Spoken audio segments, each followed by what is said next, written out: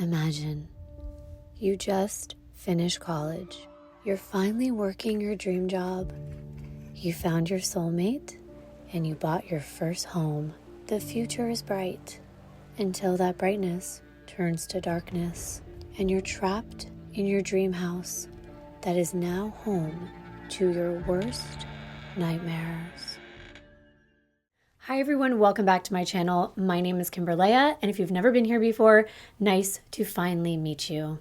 I'm so very grateful and lucky that today we do have another sponsor for this video. Our sponsor for today is Dipsea, and I want you to listen to this because this sponsor has a product that's a little bit or a lot different from the others that I've shared before, but I like bringing you new things to try. Plus, I think hopefully we're all adults here, so you might know where I'm going with this. So listen for just a minute because you might be intrigued.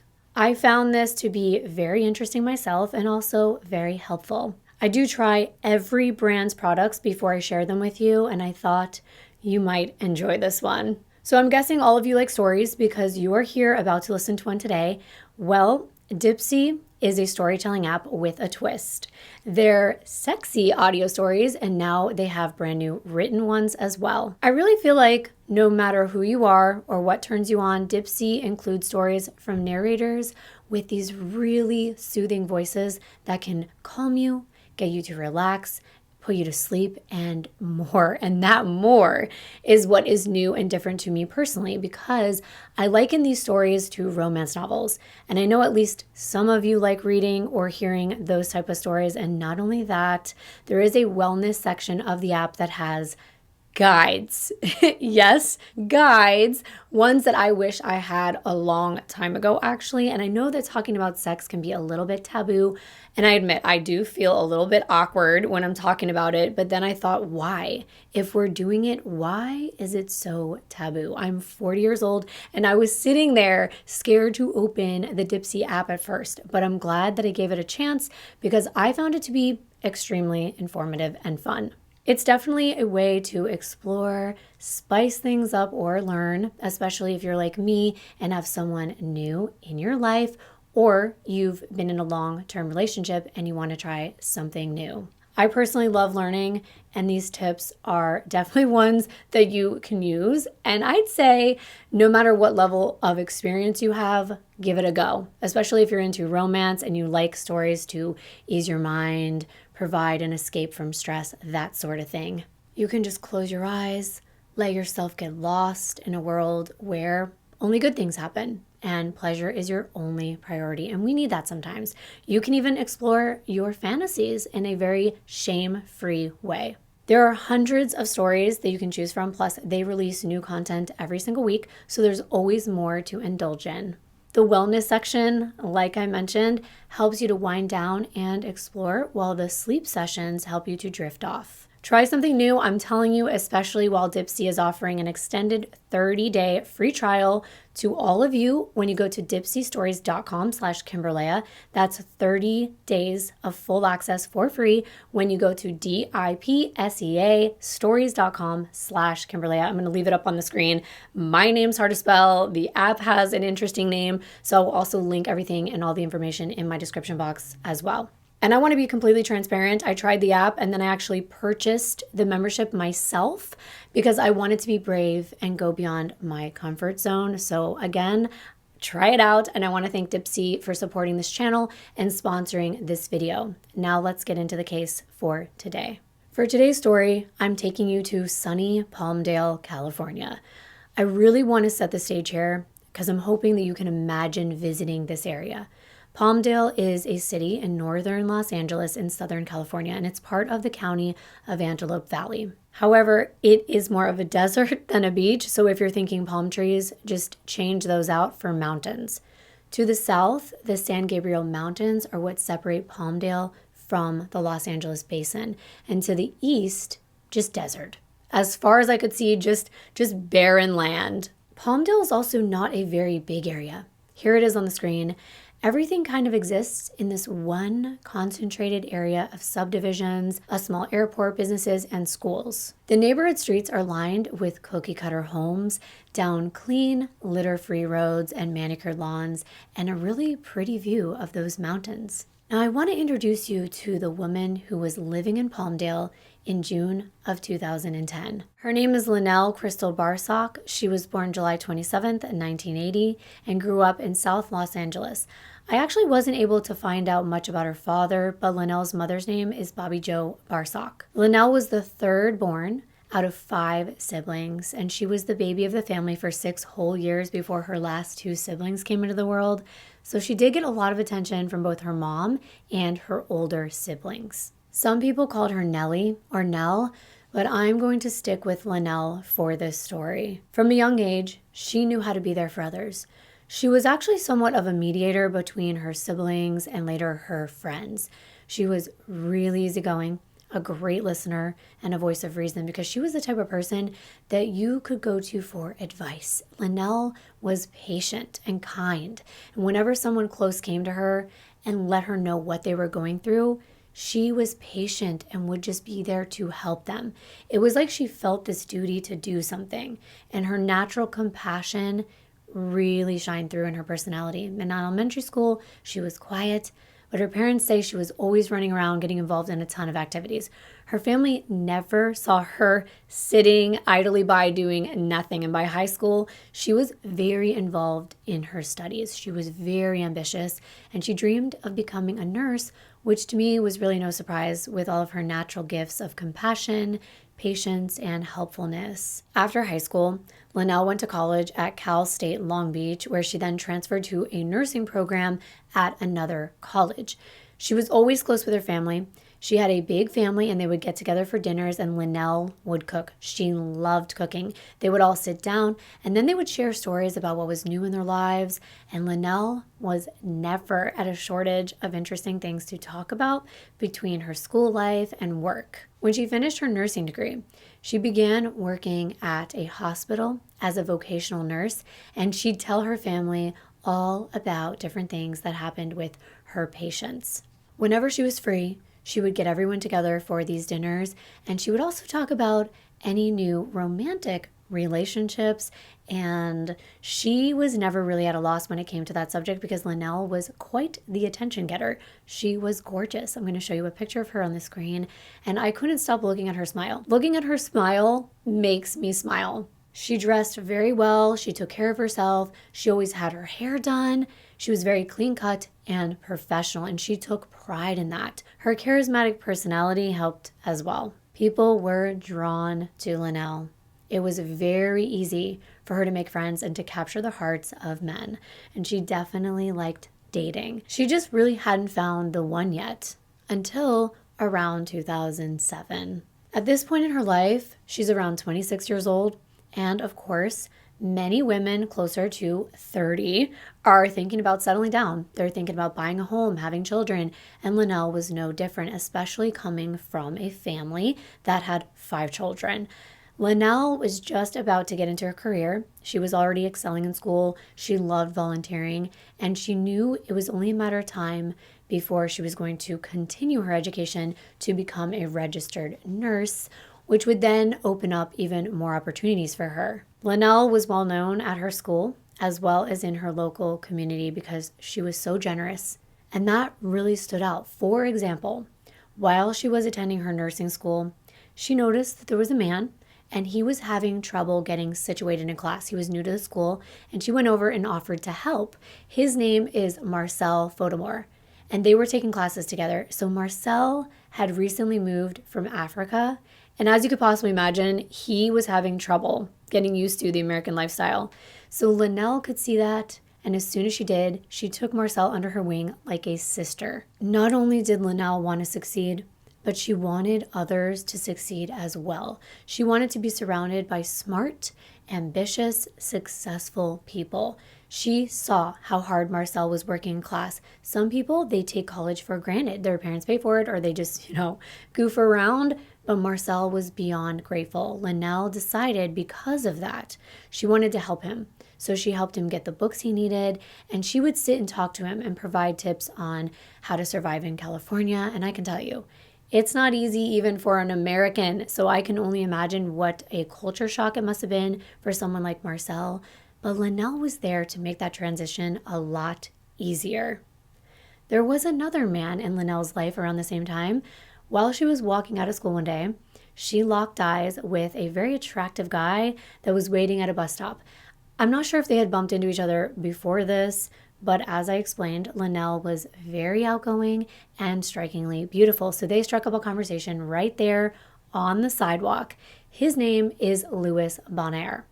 He was taking ESL classes at the nearby Manual Arts Senior High School. So they struck up this conversation, and then Lanell politely offered to give him a ride home, possibly so they could continue their conversation, because after that day, they kept seeing one another and they became inseparable. They hardly spent a day without seeing one another. Having Lanell around to talk to really helped Louis, who had only been in America for a year when they met. He wasn't fluent in English. He had immigrated from Haiti. Now, Louis regularly confided in his friend Felipe, who he had met about a year before when he had gotten to the US. Felipe was Louis's first real friend. And when they met, Felipe took Louis to a nightclub for the very first time. It was his first time experiencing the nightlife in America. And it was like he was a wide-eyed child at an amusement park for the very first time. The lights and the music and the beautiful people and the drinks and the fun. He definitely wasn't used to this. He didn't experience this back in Haiti. And there was just this innocence about Louis.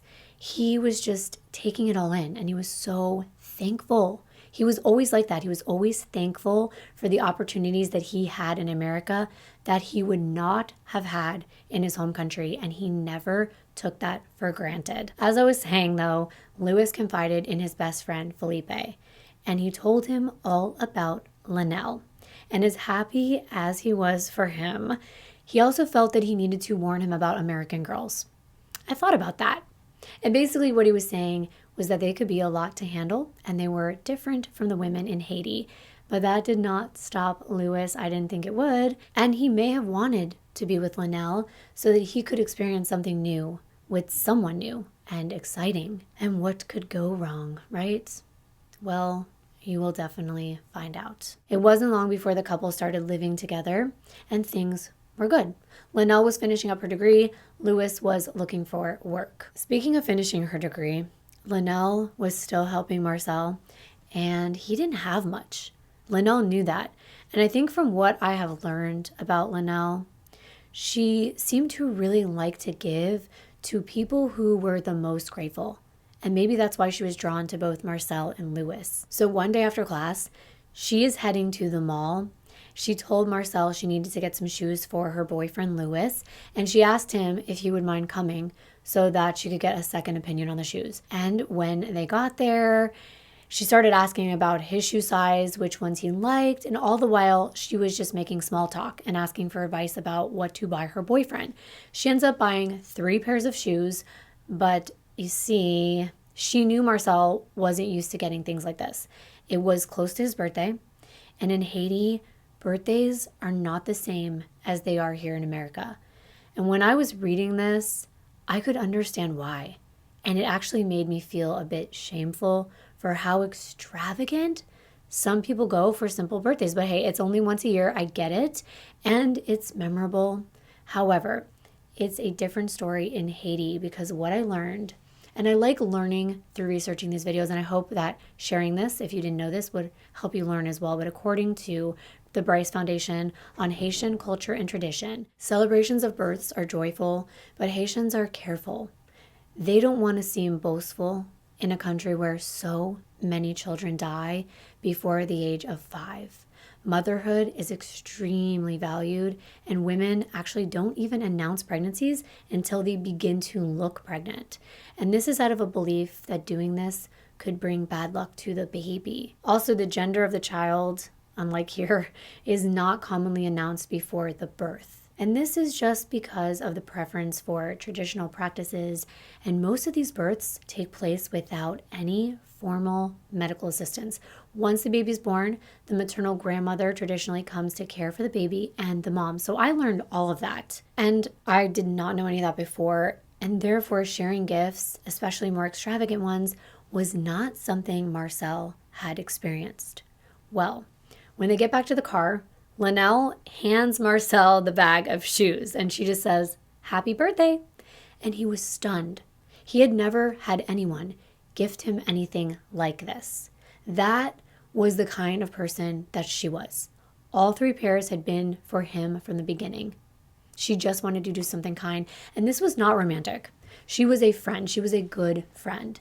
And it was the very first time he received a gift like that. People that knew Lanell knew that this was just how she was. Constantly being considerate, listening to others' needs, and giving where she could. Many people, including Marcel, saw her as a guardian angel. That's probably why she gravitated toward becoming the type of nurse that she did. Because the type of nurse she was, a vocational nurse, works in a hospital to care for the disabled, the sick, and the injured patients.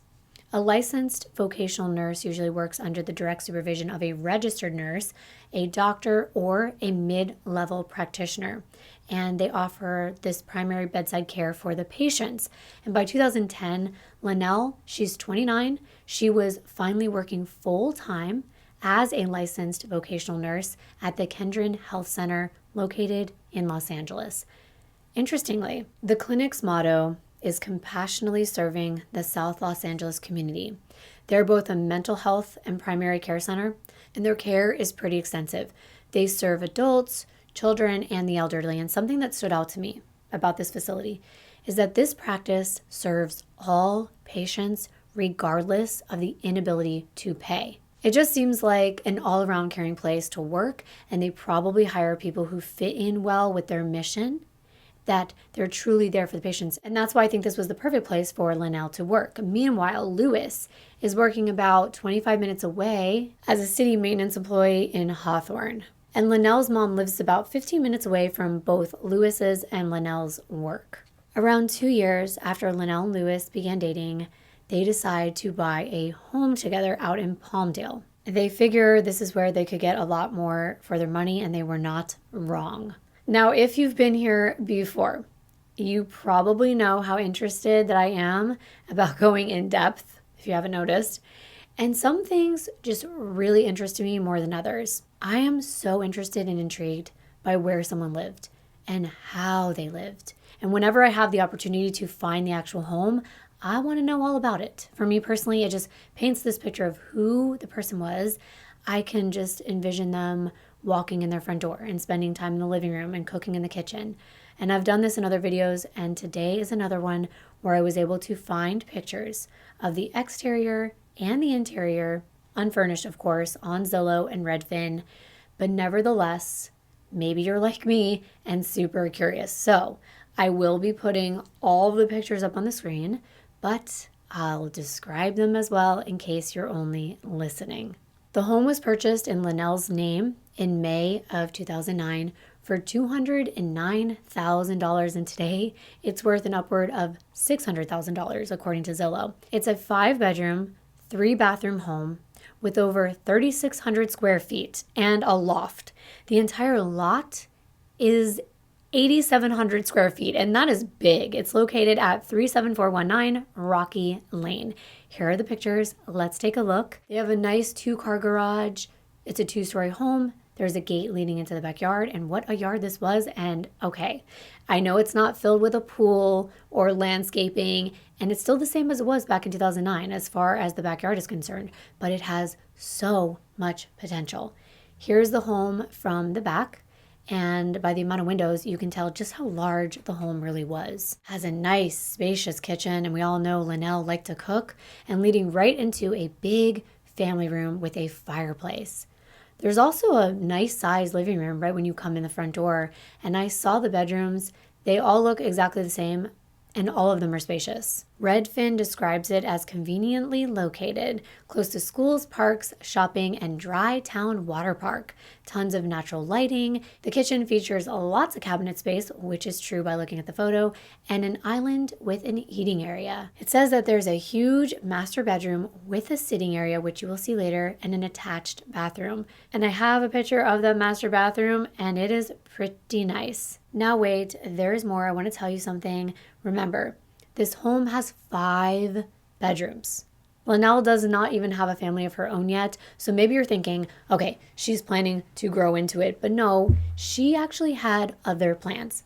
She bought the home to one day turn it into a home care facility for the elderly. She was going to open her doors to private patients, and I was so impressed by that.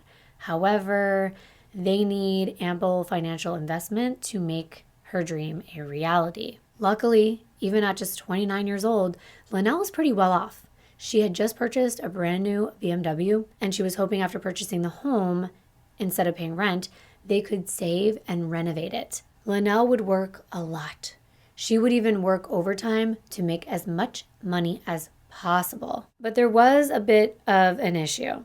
Lewis's job, it just really didn't pay that well. It wasn't a career, but he was grateful that he even had a job coming from the life he had before he came to America. So he was just content with it. He was just fine making it work, even though Lanell would frequently encourage Lewis to find a vocation, learn a skill, go to a school to get a degree that would help him have a long-term career of some kind. While they were planning all that, there was something else that they were discussing: marriage. And at this point, Lanell is in the prime of her life. She really does have it all, and the couple were living the American dream. However, not everything was truly dream-worthy. The couple, like many, began to grow tired of one another. Their street that they lived on, Rocky Lane, was starting to define their relationship. It was rocky. There seemed to be a lot of resentment that had formed in both of them. Lanell would sometimes confide in her friends about their arguments, and it was hard because Lanell and Lewis were in love. It was real. But even the most passionate and real love, as you might know, can be diminished. It can be tarnished, torn apart, and that seemed to be happening here. Soon, Lanell was telling her friends that she wanted out, unless Lewis would change. She explained that the relationship seemed to have run its course, that they weren't even having sex anymore, and I found that to be very significant because it is one of the first signs that things are really going downhill. Many couples keep things inside and it erodes that relationship, and they build up walls, and either they withhold sex to punish their partner or they just no longer want to be close to them, so they pull away, and soon the love is just gone. So what was the problem? Well, what's the number one reason that couples get divorced? It's usually finances. It was no different for Lanell and Lewis. Lanell considered herself very organized and financially mature and responsible, whereas in her personal perspective, Lewis was not good at managing his money.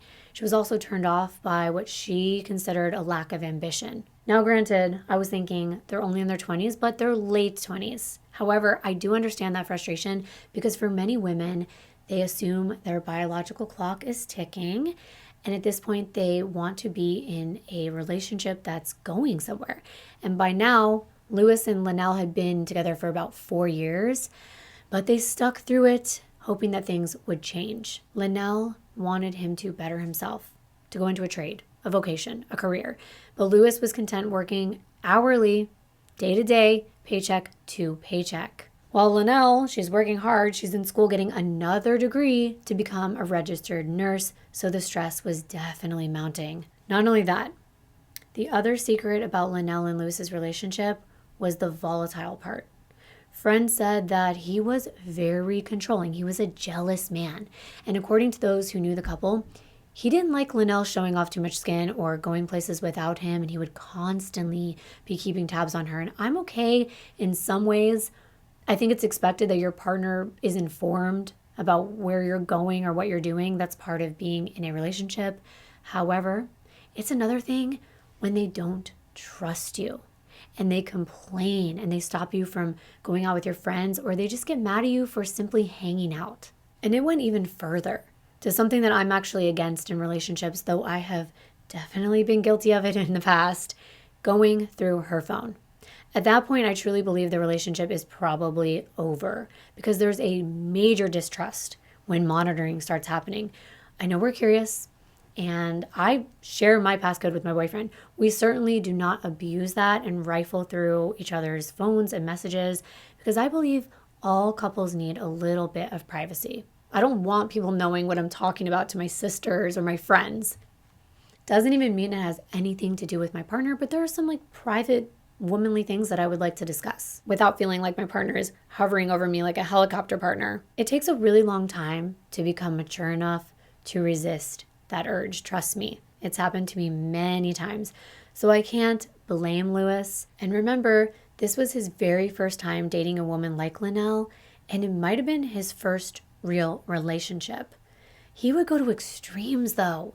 He would actually text people that were texting her, and he would pretend he was Lanell to try to see if it was a guy that she was cheating with, and he would call numbers, check out who answered, and then there was the stalking. Stalking, yes, Lewis is her boyfriend, so you might be wondering, how could he be stalking her?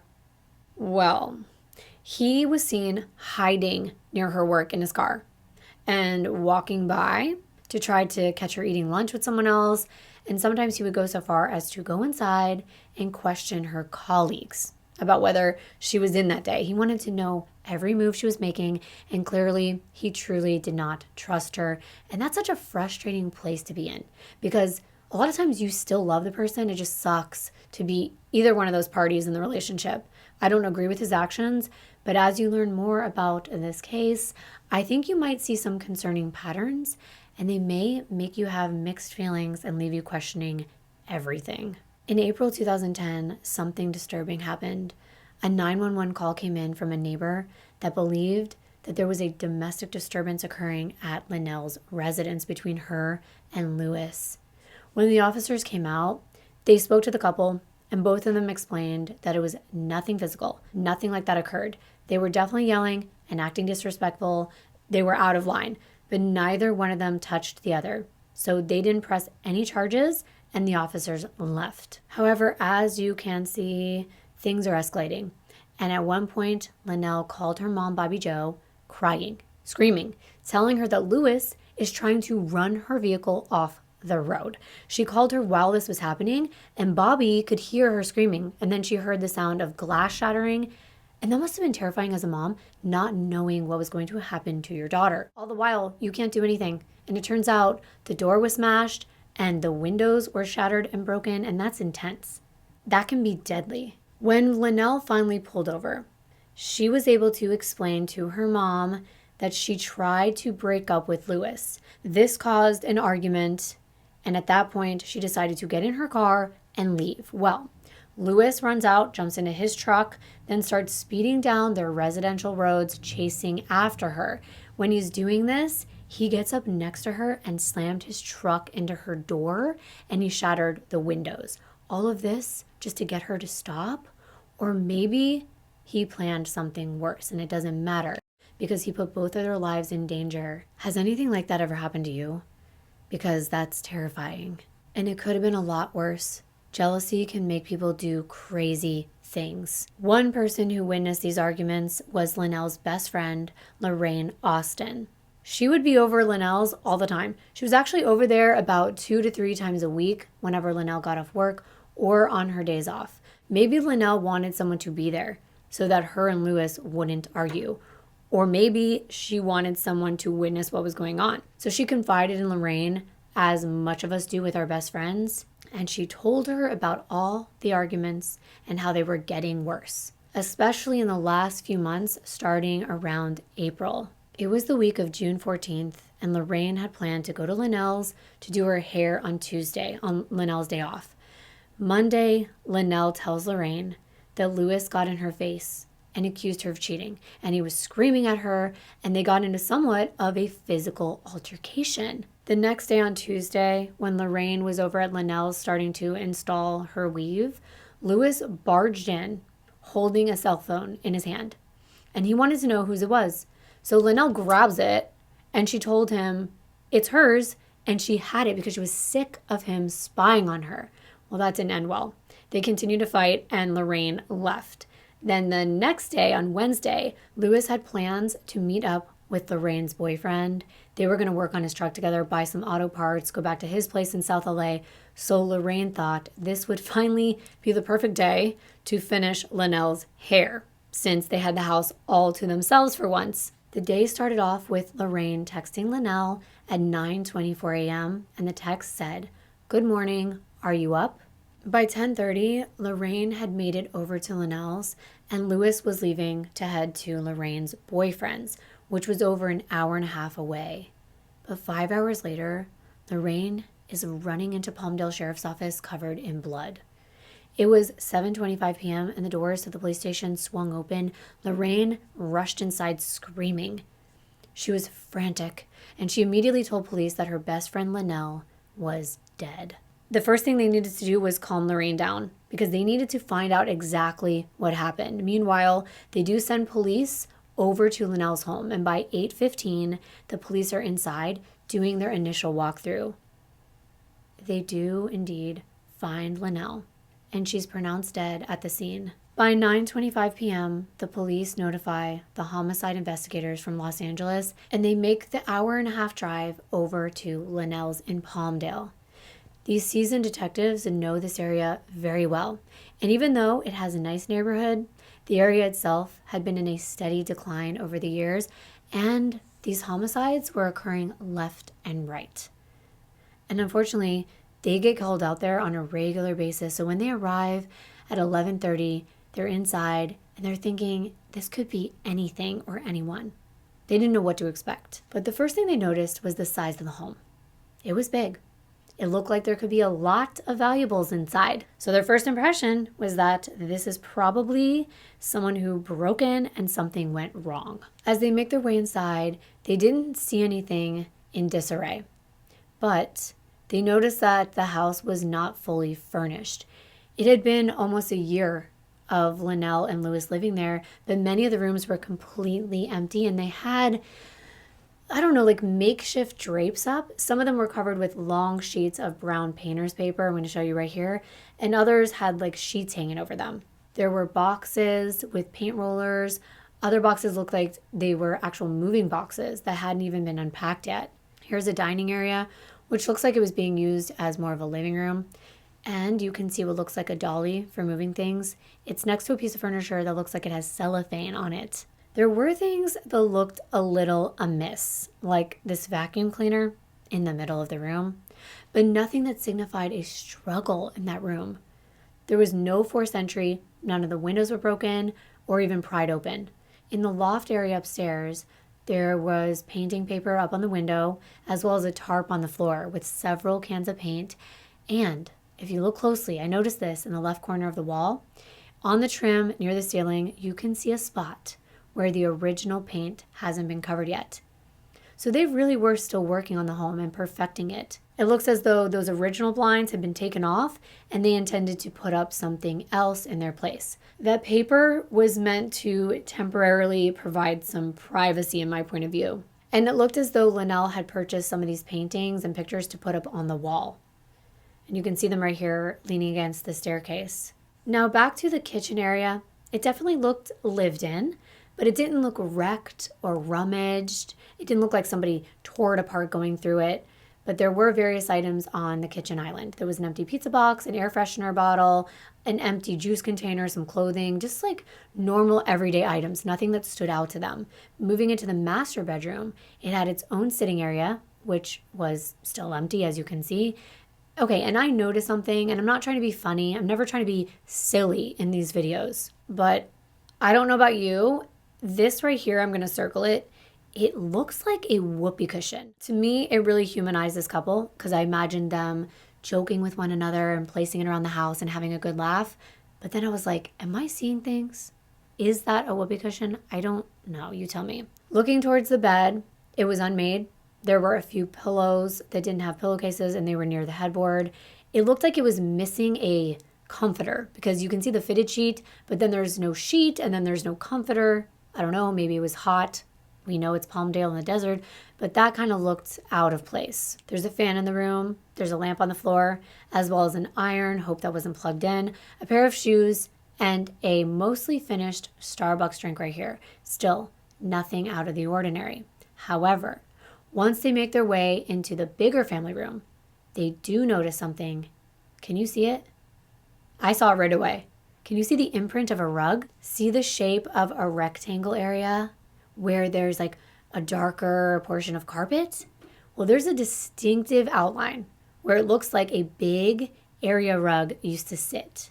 And then this coffee table, there's two of these. I noticed one in the smaller living room and another identical one here. However, I noticed that this was a bigger one and the other one was smaller. But do you see how it's pushed to the side? Why do you think that is? Because to me, I thought this is probably sitting in front of the couch. It's a coffee table. It was probably on top of the rug, which would mean it had to be pushed aside to remove said rug. That's suspicious. Here's when things get intense. The investigators get to the laundry room, and that's when they start to really focus on every little detail. And I have to blur this, but they stumbled upon a tile floor covered in bloodied towels. There were also small smear marks on the tile as well. The door to the laundry room leads out to the garage, and it's propped open with a door stop. Beyond the threshold of the door frame, they could see more bloody towels and other items. They noticed there were smear marks, and this blood did not seem to be associated with the actual injury, where the injury occurred. Instead, it looked like these towels were being used to clean up.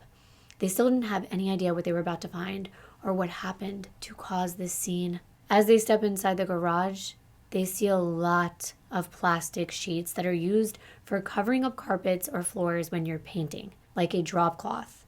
They were all bunched up and some of them were rolled up and had blood on them. It's a complete mess in there, and it looked like a lot of cleanup happened, especially because there was a plastic pitcher that looked as though it was filled with water at some point and then emptied on sections of the garage floor. This means that somebody was pouring water on it to clean it up. As they move towards the main garage door, where you pull your car in, they see Lanell's blue BMW. It had been backed into the garage with the trunk toward the laundry room door that goes inside the house, and the trunk is wide open. So they move closer and they stand at the back of the vehicle and they find more of those plastic painter's covers as well as the missing comforter from the master bedroom. It's hanging out of the trunk. I'm going to show you this, and it's draped over down the back very haphazardly. There's a spare tire underneath, and it looks as though it was dropped there because room was needed in the trunk. For what? Well, you could have guessed. For Lanell. There to the back right of the car, they saw Lanell's body lying face up with a black plastic garbage bag over her head, and it was lying on top of a pool of blood. Her head was toward the back of the car, and her legs were extended toward the front. And right away, a few things are going through investigators' minds, and you being someone that watches a lot of true crime, you might have already thought of this. The plastic bag put over her head usually means that this is a personal crime. Many times the perpetrator is connected to the victim in some way. Maybe they're a lover, a family member, and they don't want to look at the victim's face after the crime, or they don't want to look at the victim while they're committing the crime. And even after they're dead, they don't want the victim looking at them. They might feel like they're being watched and it feels uncomfortable, so they cover the face. They now theorize the killer knew Lanell. They had ruled out a burglary since nothing of value was even taken from the home and there's no forced entry. So who did this and why? Lanell was a beautiful person. I can't imagine someone doing this to someone like her. That's when investigators removed the bag from Lanell's head and she was examined preliminarily. At first they believed that she had been bludgeoned, but then they noticed a wound to the back of her head and realized it was from a firearm at very close range. Lanell was transported to the coroner's office for an autopsy, And that's when investigators go back to the station to talk to Lorraine about what she knew about people who may have wanted to harm her best friend. They always interview the people closest to the victim first. Lorraine had finally calmed down, but she's not doing well. However, she knew it was so important to give investigators as much information as possible while it was still fresh in her mind. First, they want to know how she found Lanell. I have some of this interview, so I will play it for you, but I also like to explain what was said in case it's too hard for you to understand, because every time I do one of these audio recordings, they sound muffled or the static is blocking out the voices. Lorraine explains that she has known Lanell for 10 years. They went to high school together. She knew Lewis as well, but just from dating Lanell. And she knew that their relationship was volatile, and as a matter of fact, she tells the investigators they had been fighting all week long, even earlier that day.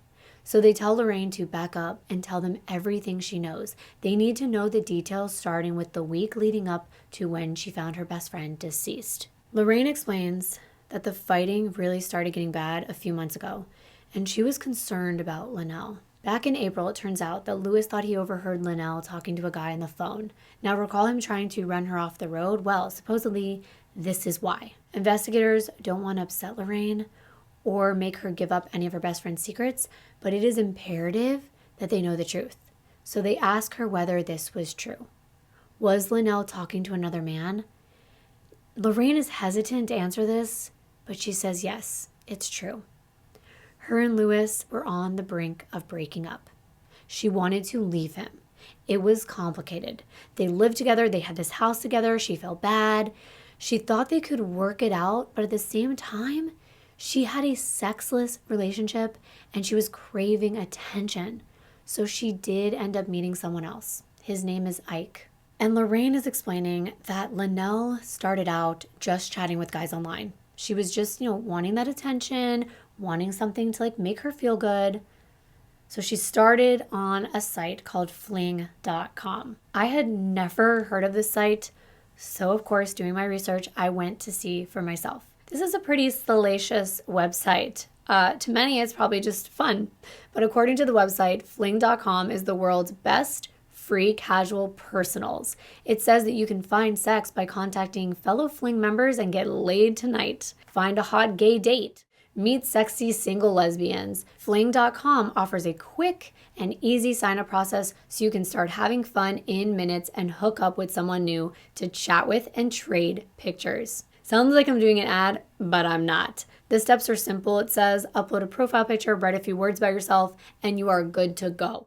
Whether you want mutual, I'm not going to even say, one-on-one that, or a whole bunch together, all your fantasies can be fulfilled in this relaxed, easy-to-use site. Those were the exact words on the website. Anyway, you get it. It's a dating site with a little something extra because some people are tired of the mainstream dating sites and they want to, they know what they want and they want it now. We're all adults here. It's fine. I'm not trying to make fun of anyone who wants what they want. But cheating, not cool. In my opinion, not cool. Wanting intimacy with no strings attached, fine, as long as it's consensual. So that's that. But it's true. Lanell was talking to a man. And it turns out that this man, Ike, was the one that bought her that secret cell phone, according to Lorraine. She also said that things with Lanell and Ike really did just start out as a fling. Back in March, they started talking, but over the course of that month leading into April, things got more serious. They just had so much in common. For one thing, Ike had a good career. He was a flight nurse out of Sacramento, California. And right there, the fact that they're both nurses means that they understood the nature of each other's work. They understood their stressors, and they probably had a lot of the same qualities. And I think that's great. But maybe it's not great to be in a full-on dating relationship behind your boyfriend's back, even though the relationship was going badly. So in addition to just chatting, their relationship evolved into seeing one another. And Ike would come down from Sacramento to hang out with Lanell anytime she wasn't working or when Lanell knew Lewis wasn't there. Around April, and we know this is when the car incident happened, Lewis overhears them talking on the phone one night and he gets enraged, and rightfully so. This is not a good situation. Lewis starts screaming, probably not appropriate, but so much so that Ike got scared. He's on the other line and he hangs up and calls 911, like long distance, like in another city, because he wants to report what's going on to the South LA Police Department. Lorraine said that she and Ike were both concerned, mostly for Lanell's well-being. Was she safe? Could she be around Lewis? Would he fly off the handle? And then why wouldn't she leave? They were scared that he was going to do something worse than trying to run her off the road. However, the police come over once again, and the couple says it's just verbal. They're not hurting each other, they're just screaming at each other, and they have problems they got to work through. No charges were filed, but nothing changed. They continued to be together, and they continued to get into argument after argument all the time. Lanell had definitely promised Lewis that she was going to end it with Ike. However, Lanell did not stop talking to Ike. He got her the secret cell phone in case Lewis went through her regular phone to check in on her. That way there was no record of their relationship. It was also a prepaid phone, which is a little bit different than a normal everyday phone. So that's that. So I guess in some ways, Lewis had a reason not to trust Lanell, and their relationship was hot and cold. And as the summer was approaching, things weren't just heating up in California, they were heating up between Lanell and Lewis. Things just were not getting better. They were both continuing to go back to one another in this very toxic relationship. It is not easy to leave. You've probably been there. I know I have. So I try not to judge too harshly because love is complicated. We will never know what someone else's relationship is like because we're not living it. Nevertheless, Lorraine didn't like what she was seeing. She explains that Lanell told her that she got in a fight with Lewis on Monday and it got physical, somewhat. She tells Lorraine that she ended up scratching Lewis's face. Again, this was as a result of Lanell's sneaky behavior and Lewis thinking that she was talking to Ike. Now Tuesday rolls around, and that was when Lorraine came over to start on Lanell's hair. But Lewis causes a scene. He finds out about the phone, which I discussed earlier, and Lanell runs, snatches that out of his hand, and they get into a yelling match, which makes Lorraine want to leave. She's had enough, and she reschedules for Lanell's hair the next day, when they know that Lewis will be with Lorraine's boyfriend fixing his car. Wednesday morning, as I already explained, you saw the first text message from Lorraine at 9:34 a.m. that says, "Good morning, are you up?" Lorraine heads over and Lewis leaves around 10:30. But then a few minutes later, all of a sudden, Lewis barges back into the house in a rage, and he's got the secret cell phone in his hand. Apparently, he had grabbed it before he left. She had been telling Lewis that the phone didn't have service, like it was turned off. But he's able to figure out that it had prepaid minutes added to it. So he decides to confront her. He thinks, yep, this is it. She's seeing another man. So he flew into this rage once again, and this time it was bad, as though it hadn't been before. But Lanell grabs the phone and gets into her car with Lorraine, and they head out to the beauty supply store because they needed to get a few things. Lewis follows them, just like he has before. Once they're out of the store, their argument continues until Lanell finally says, you know what? Here, take the phone. At that point, Lorraine says this actually calmed Lewis down, and he leaves, and he goes back to the house. Lorraine and Lanell have to pick up a pizza that they had ordered on their way that was in the same plaza as the beauty supply store. Then they hit up a drive-thru at a burger place. Next, they drive back home, and they arrive sometime around 12:30 p.m. But as soon as these ladies walk in the door, the arguing ensues, and they just would not stop screaming. After about an hour of this, around 1:25 p.m., Lorraine said she did not want to be in the middle of it anymore, so she left. She didn't really have anywhere to go, so she just took a walk, and she ended up sitting at a local park for a while, hoping that things would cool down between them. Anyway, later that evening, around 6:45 p.m., Lorraine heads back over to meet up with Lanell. That's when she makes the discovery. She said that she knocked on the door and no one answered. The door was unlocked and she had plans to meet back up with Lanell, so she let herself inside. She took off her shoes. She calls out for Lanell a few times. She doesn't hear anything, so she makes her way around the house. When she couldn't find her, she went to check the garage to see if Lanell's car was inside. As she came into that laundry room and out to the garage barefooted, it was completely dark inside. She said that she felt something under her feet and she was unsteady, and then she slipped on something that felt wet, not knowing what it was. When she's on the floor, she looks around and realizes they're plastic bags and she slipped on them. Here's what she told detectives in her own words so that you'll understand what she encountered. Just so you know, what you're about to hear is emotional, and I don't think it's very easy to listen to. And then I turned around. It was like plastic bags, and I slid on the bag. And then when I looked, I saw her legs. And then when I walked around the car, she had a bag over her head. And I'm sitting there like, oh my gosh. She said that she fell to the ground, and then she looked around, and that's when she saw blood everywhere. She's following that trail with her eyes, and she sees a leg, and she sees a foot. And right away, she could tell by the pedicure that it was Lanell's. That's when she stood up and she slowly approached the back of Lanell's car, and she saw her lying on the ground with a plastic bag over her head and a pool of blood. She ran over to her and she picked her up into her arms to try to see if she was still alive. She didn't know what to do, and before she could do anything to help her, she hears something. She hears a sound upstairs that sounded like footsteps coming down the stairs, and she doesn't know what to do.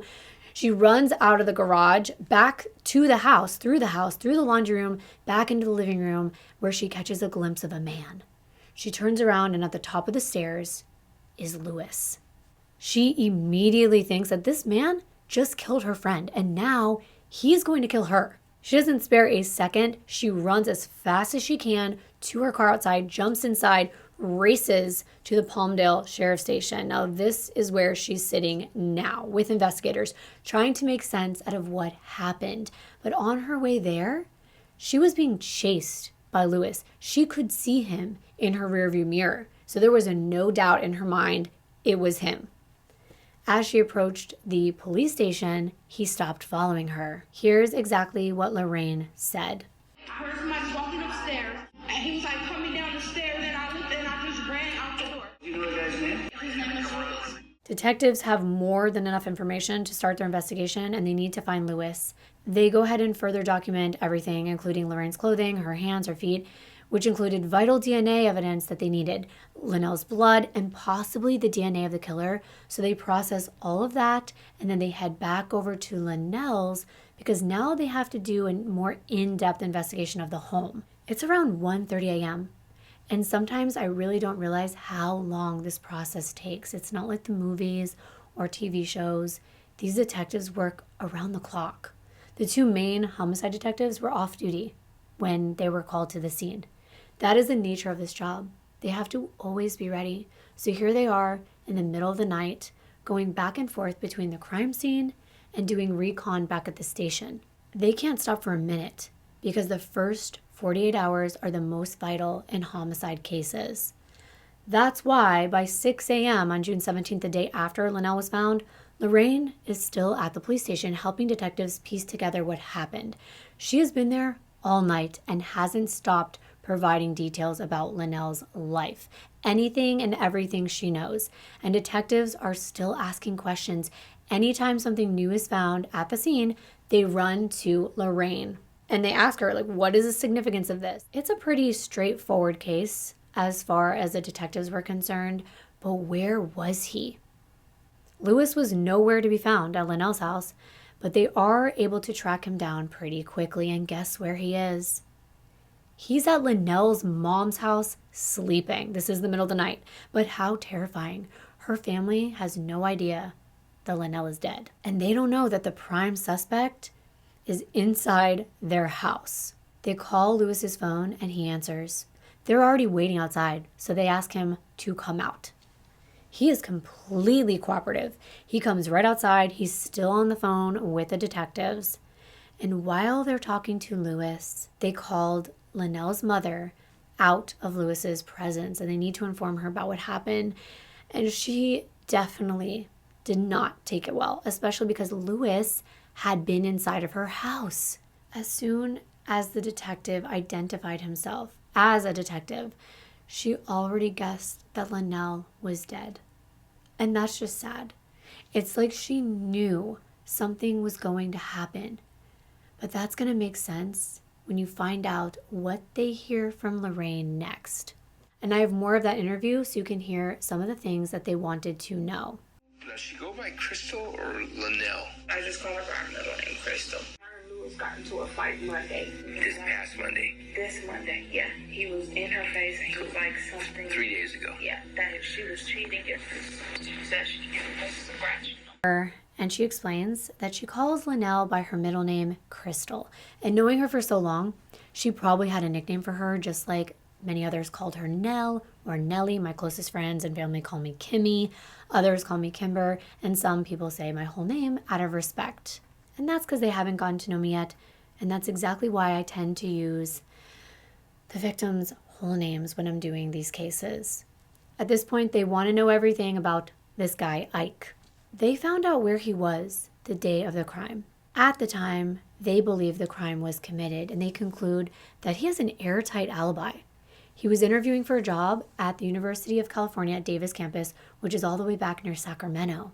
Investigators check the information that was provided by the person he was interviewing with, and it turns out they were able to confirm that he was there at those specific times, so they rule him out completely. And that's what they're trying to do. They have to keep ruling people out so they can focus on other suspects. Plus, Ike was close to Lanell, so they need to talk to him so they can get as much information as possible about Lanell. And he's got some vital information about the same time frame that Lorraine has been talking about that week. He wasn't informed that Lanell was deceased. Instead, they told him that something happened to her, and he seemed genuinely upset and concerned. He shows them screenshots of text messages between them, and even more significant were the text messages between Ike and Lanell's mother on the day the murder occurred, and this was before anyone knew what happened. On June 16th at 7:27 p.m., he texted saying, "Ma'am, this is Ike. Lanell called me today and she sounded really scared and worried, like she was afraid that Lewis might do something." A minute later, he sends another text and continues, "Please, I need you to watch her. Even if she doesn't want to be with me, please help her stay safe." Unfortunately, those texts came way too late because poor Lanell was already lying lifeless on her garage floor. Those text messages are really telling.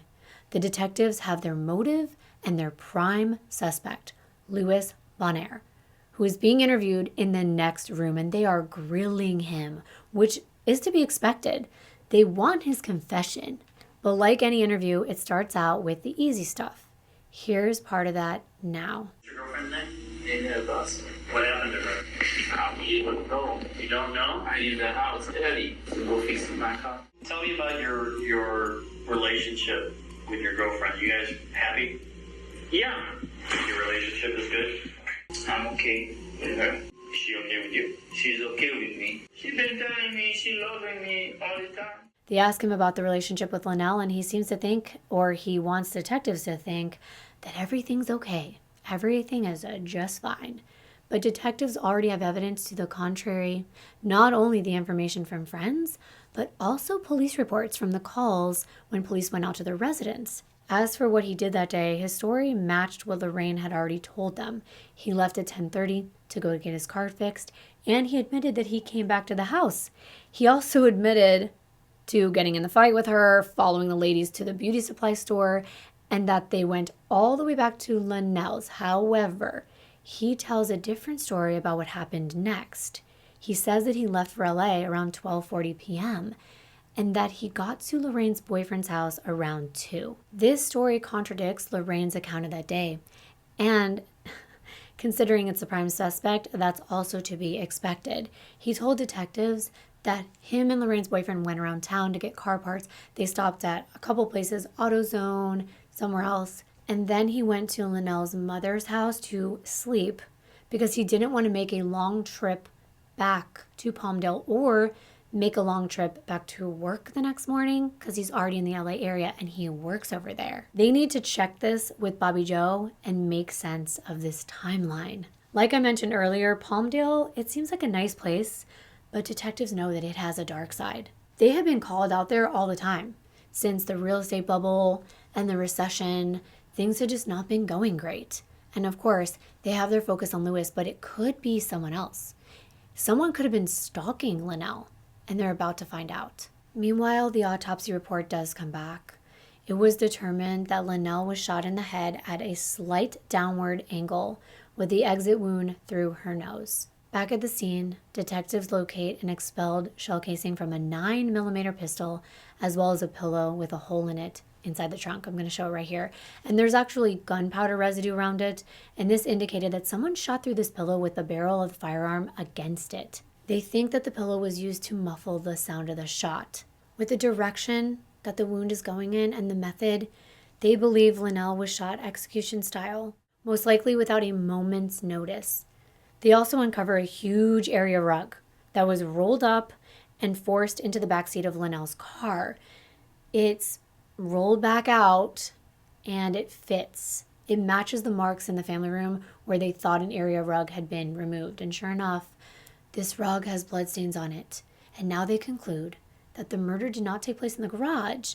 Instead, they believe it happened in that family room. But there's just nothing there on the floor. So that's when they use luminol on the carpet. And you can see everything lights up blue. It shows drag marks going from the family room down the hall, past the kitchen, into the laundry room, and out towards the garage. This means the killer had to have taken time to clean up the carpet underneath the rug, because the naked eye, the blood couldn't even be seen. So this definitely seemed planned.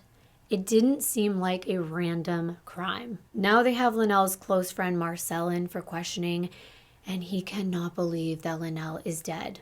He's convinced it was Lewis. He tells detectives all about their arguments and that Lanell confided in him and that he's known about Lewis and his controlling behavior for years.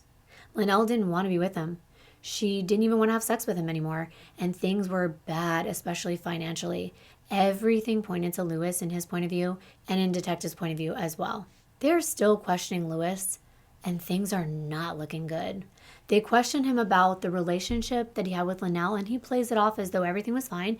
He doesn't mention their arguments or the calls to police, but then they ask him about the scratch on his face, to which he actually admits Lanell did it. And they're thinking, doesn't that contradict his previous statements? So they move into questioning him about what they were waiting to ask. Who's Ike? Lewis says that, Ike, he's just one of Lanell's friends.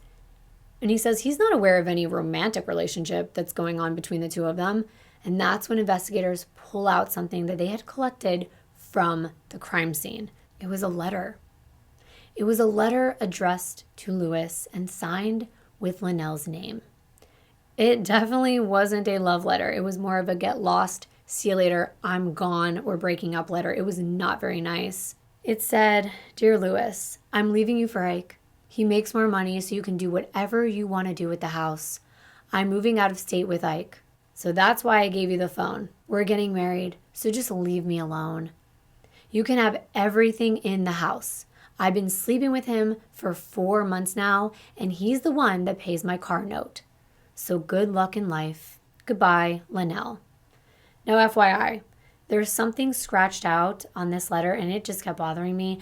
I wasn't sure if this was done by detectives or not. So I tried my best to decipher it, because that's how I am.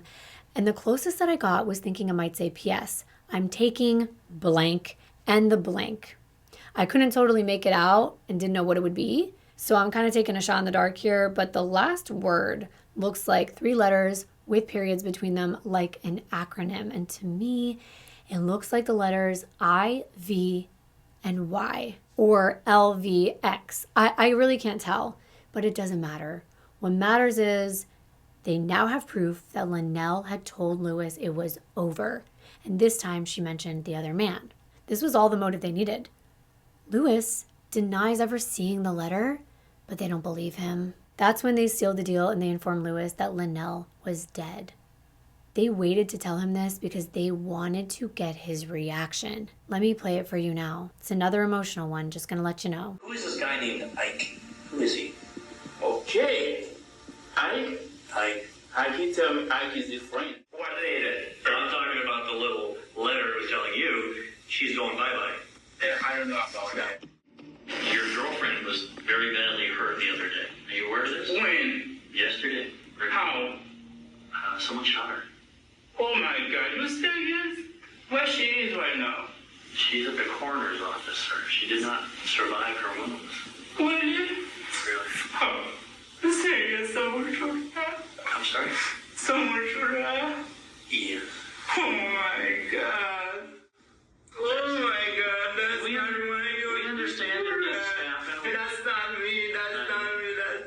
Why didn't you not do that? Oh my God. If it wasn't you, who could have been hurt? I don't know. Find the best one for me, please. I'm begging you, find it, you guys. I don't know what you thought, but to me and to some of the investigators, it actually sounded very genuine. He seems shocked and confused and in disbelief, and he wants to know who did this to her. Guilty people usually don't ask that, by the way. Investigators aren't that quick to believe suspects like this, though, because sometimes they had this moment played out so many times in their minds that it becomes natural for them to say these words. And guess what? There were no tears running down his face. Just his voice sounded like he was crying. That's it. He was begging them to please find out who did this.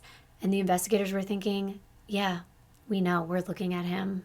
They end up arresting him for the first-degree murder of Lanell Barsock. But this case is nowhere near over. Not at all. It's almost as though this investigation has just begun. Because as Lewis sits in jail, more evidence is pouring in. They interview Lewis's closest friend, Felipe, and he says that things that Marcel and Lorraine have relayed to him are not true. They're exaggerated. He says he knows Lewis, and he would never do something like this. It's not in his nature, it's not how he was raised, and it's not how he treats women. It's not possible. He says that Lewis wouldn't even hurt a fly. Yes, they argued like many couples do, but it was Lanell that got physical with Lewis. She scratched him because she caught him on Facebook and thought he was talking to another woman. So she blew up on him. And Felipe says it was not because of the cell phone. He hadn't even heard about the cell phone. Lewis would have told him if the cell phone had been brought up or if another man had been brought up as more than a friend. All Felipe knows is that he had warned Lewis that Lanell may be too much for him, and it proved to be true. When detectives go ahead and run Lewis's name in the gun registry, they find out he's never owned a gun, or at least not legally. Plus, as you heard, Felipe says he wouldn't do something like this, but he might not know other sides of his friend or about the details that they uncovered, especially the incident when he slammed into Lanell's car. Maybe if he did, he would change his mind. Even though they have their suspect in custody, they still have to process the scene. They have to collect evidence. They have to have it tested. They have to pull phone records, look at each alibi, retrieve surveillance footage, and interview more people. And one of those people is Lanell's brother that was living with his mom, Billy Joe, and he was home at her place the night that Lewis crashed there. It turns out that he saw Lewis on the computer late at night making banking transactions and looking into flights to Miami. This is very sketchy, and investigators thought this could have been his escape plan. Had Lorraine not found Lanell that night, by Thursday morning, Lewis could have been on a plane to Miami and then on another plane to Haiti, and then he'd be gone forever. But when they dig deeper, something doesn't add up, and it's in Lewis's favor this time. The timeline. There's something wrong with it. Both Lanell's brother and her mother say that Lewis arrived between 6 and 6:15 p.m. And they know this because Family Feud was on when he came in. How was he at the top of the stairs and chasing Lorraine in his truck around 6:45 in Palmdale if witnesses put him all the way back in South Central just 30 minutes before? Something is not adding up here. Was the man Lorraine saw someone else? They had to pull the phone records and the camera footage from the stores that Lewis said he went to on Wednesday. It has been weeks since they arrested Lewis, but these things take time. They searched Lewis's truck and they found bank transaction receipts and receipts from the auto parts store, but this does not prove that the items were purchased by Lewis himself in person. Then they get a big surprise. They receive the camera footage from the stores. When they play it, they see Lewis at 2:50 p.m. He's coming into the auto parts store with Lorraine's boyfriend. Later, he's seen on camera at AutoZone. Then less than an hour later, he's back at the first auto parts store, all on camera. The investigators are taken aback. They don't like to be wrong. We know that. They're stunned. They're sitting there thinking, did we just arrest the wrong guy and he's been sitting in jail? Has he been telling us the truth this whole time? Is there a killer still on loose? However, they cannot be so quick to rule out Lewis because he could have put a hit out on Lanell. It's very convenient for people who do that to be out of town the day that it occurs and with witnesses. They need to find those phone records, and that's when they're able to get the most accurate account of where Lewis had been that day. From where his phone pinged, he indeed left Lanell's around 12:38 p.m., just like he said. He's in Southwest Palmdale by 12:44 when it pings again. This means he is actually driving out of Palmdale and towards Los Angeles, just like he said he did. Guess what happens next? The phone never stops traveling into LA. Okay, but couldn't he have driven back after his shopping trip? Well, they also pulled Lanell's phone records, and at 2:30 p.m., there was a call that came in from her landline at her home to Lewis's cell phone. And according to Lorraine, she was already gone. And Lewis confirms he spoke to Lanell that day, and that was probably the last time anyone ever did. The security footage shows Lewis at the auto parts store at 2:50 and not anywhere near Palmdale. When they spoke to Lanell's mother, she told them she called Lanell just before 4 p.m. and she didn't get an answer. Detectives' theory is that Lanell was killed sometime between 2:30 p.m. and 4 p.m. The truth is, there just would not have been enough time for Lewis to drive from LA back to Palmdale and back to LA in time to walk into Lanell's mom's house at 6 or 6:15 p.m. Now they believe that Louis Bonaire is innocent and they need to talk to him. They need to get him out of jail as soon as possible. And at this point, it's been over a month and detectives are scared that they're going to get sued over this. They're locking up a man with pretty much an airtight alibi. But instead, Lewis does something very unexpected. When he gets let out, he comes up to the detectives and he hugs them. He is sobbing in their arms. He's thanking them over and over again. He explains if this would have happened in Haiti, he would be put away forever. There would be no second chances, no further investigation, and he just wants to find out who killed the woman he loves. He's so glad that their focus is going to be in that direction. Lewis is free to leave, but he's not free from suspicion. That's the thing. They are not done with him yet. They want to know where he's going to go as soon as he gets set free. So they put a tracker on his truck. They knew this was a man that some people said was violent and jealous and had even run Lanell off the road. So they had surveillance on him for days, for weeks, and he never did anything out of the ordinary. He just grieved the loss of a woman that he loved so very deeply. Detectives are at a loss as well. They need to go back to Lorraine's account of Wednesday, June 16th. She said she left Lanell's at 1:25 p.m. and walked to the park. That's about 1.5 miles away, and it was in the middle of summer, and it was hot. I'm talking 100 degrees hot in the desert. So they begin to question whether she really did walk anywhere and whether she went to this park at all. Because as they drill down into the timeline, there were hours unaccounted for. Several. When asked about that gap, Lorraine says she hung out at the park watching children play. Really? She's sitting there in 100-degree weather while her best friend is arguing with the boyfriend that she just got physical with the day before and that could potentially harm her. And Lorraine is just sitting watching other people's children play for 5 hours. 5 hours. That just does not make any sense. There was another really odd situation that now looks even more suspicious. So the morning after Lanell was found, Her mom, Bobby Jo, came into the police station to be interviewed, and when she was walking down the hallway, Lorraine was walking in the opposite direction. Lorraine stopped and she hugged Bobby Jo. But when Lorraine left, Bobby Jo looks at the detectives and she says, "Who is that woman?" They're looking at her confused, and they said, that's your daughter's best friend from high school, Lorraine Austin. And Bobby just shook her head and said, "I have never seen that woman in my life." So if Bobby Jo doesn't know her, who the hell is Lorraine Austin? Well, that's what detectives want to know, and they're about to find out. This story is one of the more shocking ones that I've ever done because there's so many things that left me confused and uncertain to what exactly I believe is true. It's now 4 months after Lanell was found dead in her home. Detectives begin to look into Lorraine's phone records, and they find out Lorraine hasn't been friends with Lanell for a decade. Not at all. They've only known each other for a few months. This was confirmed by Lewis. What?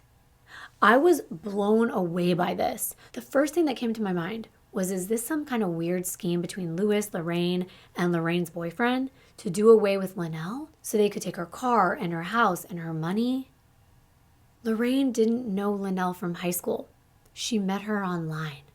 Yeah, on Craigslist, of all places. Now for this next part, I'm going to tell you right now, I've never seen actual proof, which is usually essential for me to add it to these cases, but I'm going with what investigators were told by Lorraine. And I don't know how accurate it is considering what you're about to find out. I didn't see any posts or any messages anywhere that show exactly how these women met. Some reports say that Lorraine told detectives that she put an ad up on Craigslist in the Women Seeking Women section to find women to hook up with and date. Lorraine was a lesbian.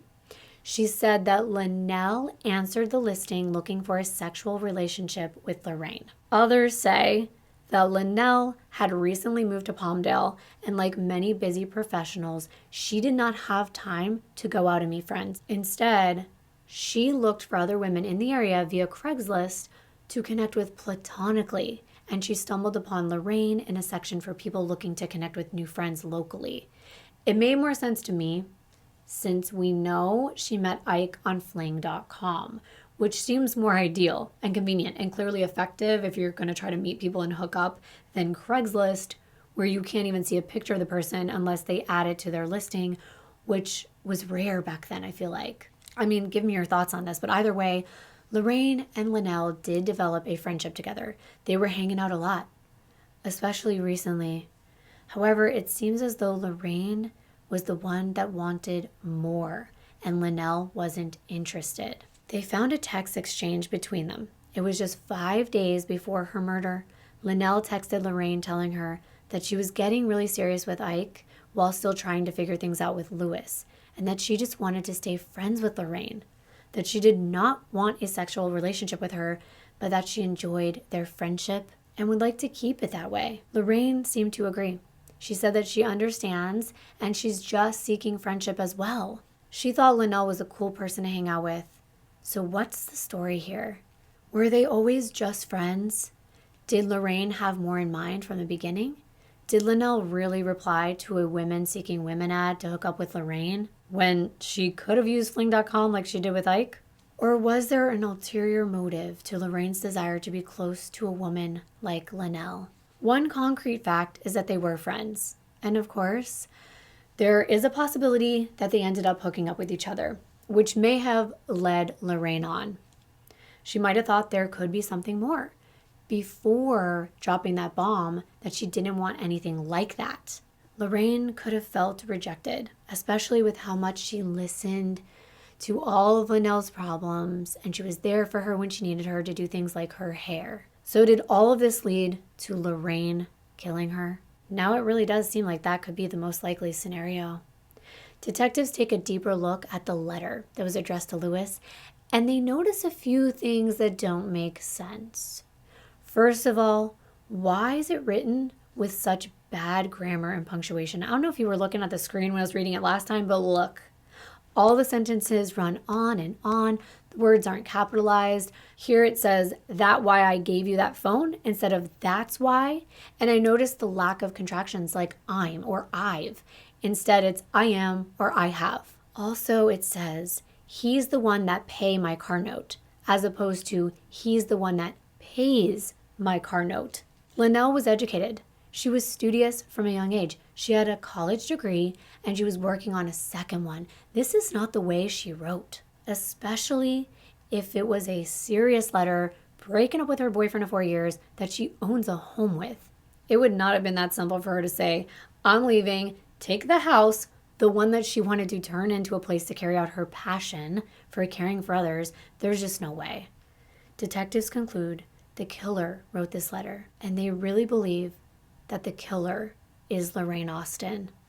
And they've got to track her down as soon as possible to get her fingerprints and her DNA to compare to the evidence at the crime scene. And at this point, they gather every item that could be tested against Lorraine. Here's the list. They have a bloody fingerprint that was located on the clear water pitcher in the garage that they believe was used to attempt to clean the scene. They have a pair of black bloody latex gloves that are turned inside out like someone had taken them off in a hurry that were lying on the floor of the garage. A bloody left footprint was on the area rug that was stuffed into the backseat of Lanell's car. Detectives believe that this rug was present when Lanell was shot and that she fell on top of it or was pushed on top of it and then rolled up in it, and it was used to drag her into the garage. It makes sense that Lorraine could have easily carried out this crime.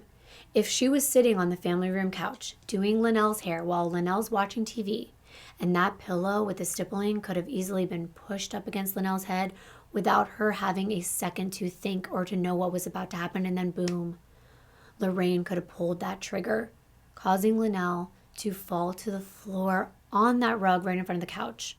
4 months later, they run her name again, and by now, that registry has been updated and they get a hit. Lorraine had a gun, and it was a 9mm Smith & Wesson semi-automatic, which she purchased on February 18th, 2010, just 4 months before the crime. And isn't that around the same time she met Lanell? Or was Lanell just one of her targets? Because they go more in depth into Lorraine's life, and they find out Lanell wasn't the only woman that she was devoting her time to. 2 women come forward. One of them said that she was actually referring to herself not as Lorraine, but as Crystal. Where have we heard that name before? Remember, it's Lanell's middle name, and supposedly the name Lorraine called her. Now detectives think otherwise. They think it was the name Lorraine used to impersonate Lanell, but changing some things just enough to make it look like it could really be her.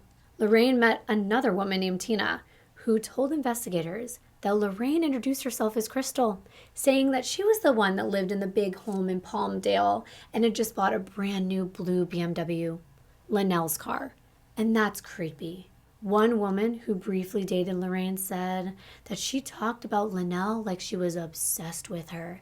From the home to the career to the beautiful person that Lanell was inside and out, it was like she wanted to be her rather than be with her. We know how Lanell takes on friendships with people who she believes she can help. I think Lorraine was one of those people. She hadn't held down a job in years.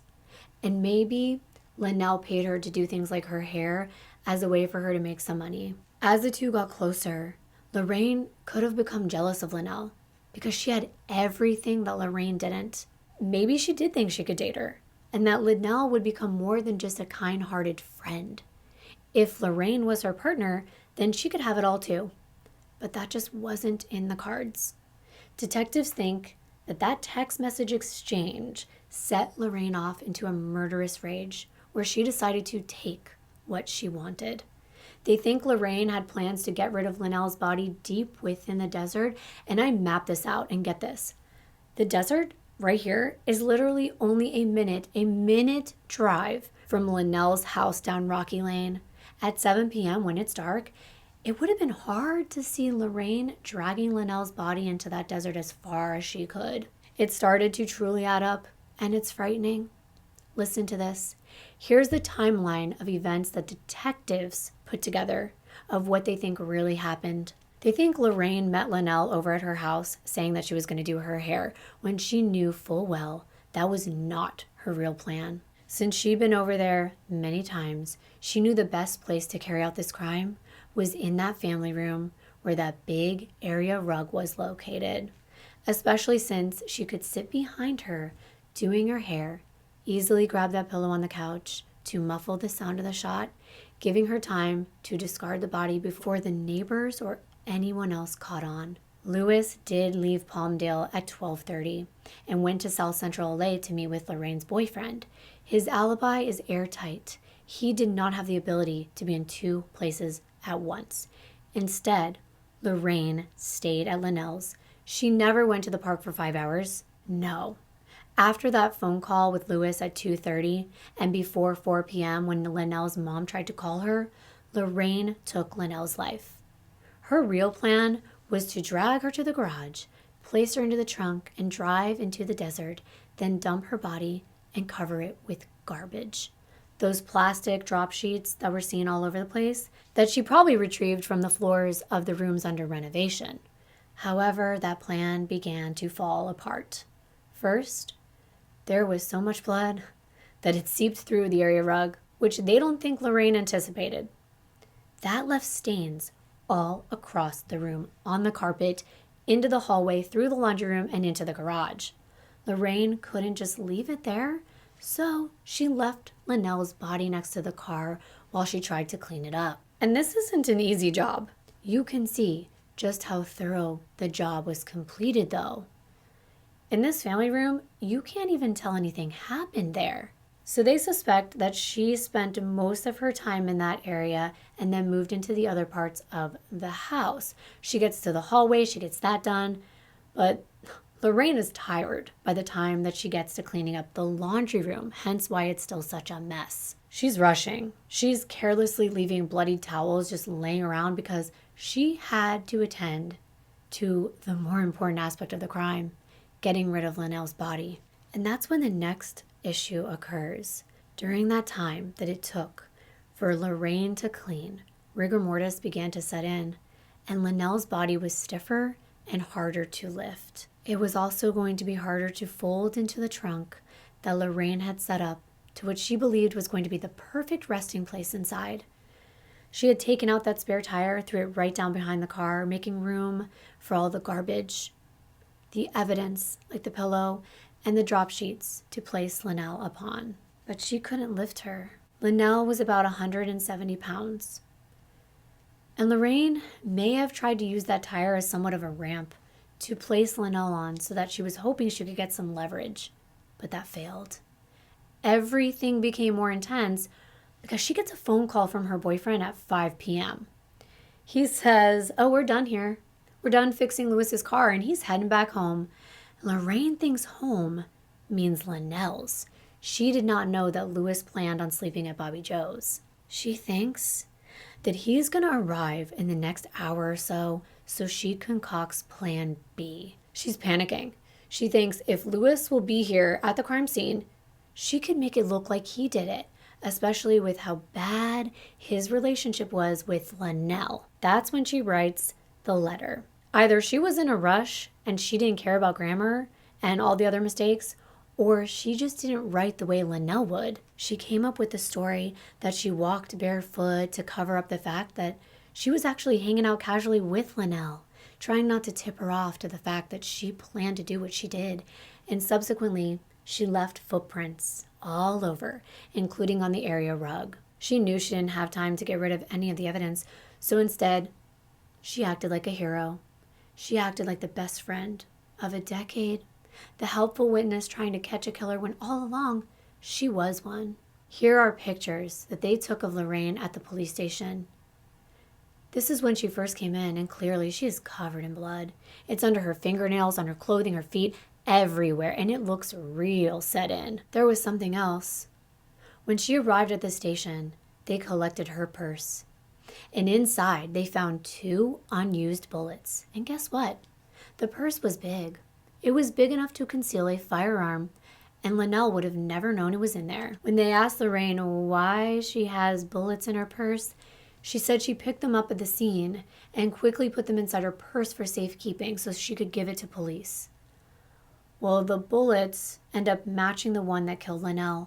All three came from the same weapon, and they knew this due to the markings on the casings. They had all been inside the same gun at one point. Wow, they really have all the facts that they need. They have motive, means, and opportunity. There's a problem, though. No one knows where Lorraine is. They were ready to make this arrest, and they realize she's on the run. A year goes by, and still nothing. America's Most Wanted and Crime Stoppers both do a segment on Lanell. They're hoping that the public will come forward with tips, and they finally get one. A big one. Lorraine was seen in Belize. The FBI were able to track her down, and they found her hiding in someone's yard. They arrest her on January 25th, 2012, and they bring her back to the United States. They take her DNA and her fingerprints and her footprints, and it turns out they were all a match to the crime scene. Then a forensic handwriting expert concluded that the letter wasn't written by Lanell. They did a comparison of Lorraine's handwriting and Lanell's, and they proved that Lorraine wrote the letter. And here are some examples. You can see this is Lorraine's writing, and this is Lanell's, comparing the same word. She really thought that she was going to get away with this. She officially is charged with Lanell's murder. And funny enough, Lorraine gets upset that the media referred to her as a moocher. I guess that's worse than a murderer. August 25th, 2015, 5 years after Lanell's death, Lorraine went on trial for her murder and she pleads not guilty. But this is when the real Lorraine is revealed. The prosecutor shows just how infatuated Lorraine was with Lanell. She wasn't employed. She had a ton of debt. She was telling people that she was a nurse and she lived in Lanell's home and she drove her BMW. She clearly planned to be all those things once Lanell was out of the picture. Not only that, when she was asked to take a lie detector test, she refused. And there were searches on her computer that showed that she looked up websites that could provide tips on how to pass one. When police unrolled the rug in the back seat, they found hair weaving needles. But Lorraine had said, initially, that she never even got a chance to start on Lanell's hair that day. Not true. She used doing her hair as a way to get her where she wanted. Some of those needles probably fell into the rug from her hair or from elsewhere. Instead of handing over the gun and letting them rule it out as the weapon used, she says she can't find it. It makes no sense. If you're innocent, you're going to want to provide all of that. The defense tries to argue that Lorraine had no motive to kill Lanell. It was Lewis. He was the one with the real motive. He pinned it all on Lorraine because he thought Lorraine was the one that was telling Lanell to leave him, or that she just built up the courage because she had this best friend that she could tell all of her secrets to. The defense said, and she was perfectly fine just being friends with Lanell, and that was clear from the texts. She didn't get angry. She stuck around and was a friend doing her friend's hair. But the defense can't persuade the jury with all the evidence, the security cameras, the phone records, and so they reach a verdict on August 13th, 2012. Lorraine Eleanor Austin was found guilty of first-degree murder and given 2 25 years to life sentences. She won't ever see the light of day as a free woman again. A couple of other things I thought were interesting. When one of her ex-girlfriends heard about the verdict, she tells the media that she is lucky to be alive. That just goes to show you that other people were afraid of her. And remember Marcel, the good friend that Lanell helped in college? He got married and he became a father. And this was heartwarming to me that he named his daughter Lanell. And when they asked him why, he said that she was named after an amazing woman. A woman who believed in helping people. A woman who was hardworking, who believed in being independent financially, and a woman who believed in human beings being the best versions of themselves. And he said that he hopes his daughter can be that person as well. Wow. I can't. This case, I don't, what do you think? I always like to hear your perspective. And to me, it really does go to show that you don't really know who your friends are. It makes me think twice about meeting people online. It scares me to think that there really can be killers in our life that truly are hiding among us. Thank you so very much for watching another one of my videos. And please subscribe if you haven't done so already. It really means a lot to me. And thank you so much for 300,000 subscribers. I forgot to say that in any of my videos after I reached it, but thank you so very much. I can't even believe it, and I'm so very thankful. All right, that's all I have for you today. I will see you in my next video. Bye.